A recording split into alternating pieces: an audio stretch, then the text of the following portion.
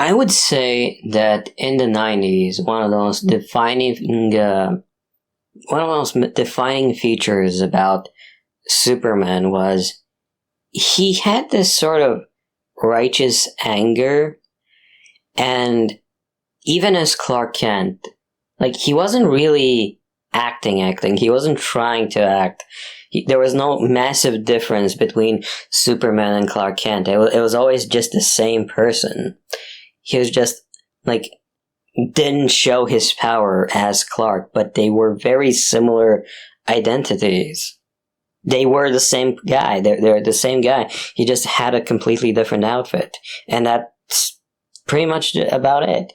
It was very confusing how more people didn't catch on.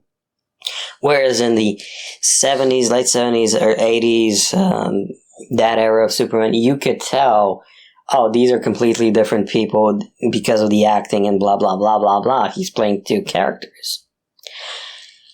In the 90s,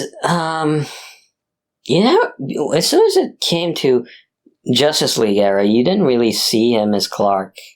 He was Clark and Superman, and then stuff happened. Darkseid messed with his brain. After Darkseid left and killed a guy he knew, he was really down.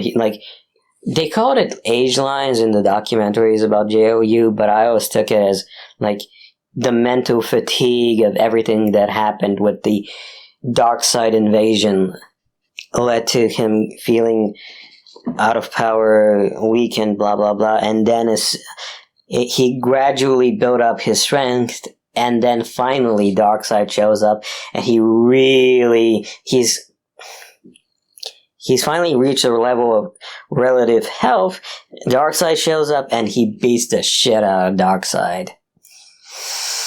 Yeah, so then Darkseid comes back again. He's in his special suit, blah blah blah.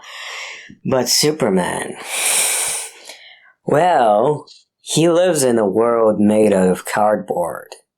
But he can take it, can't he? Yeah, that was like a fun moment in Superman history. I really liked that moment. We should get more Superman moments like that.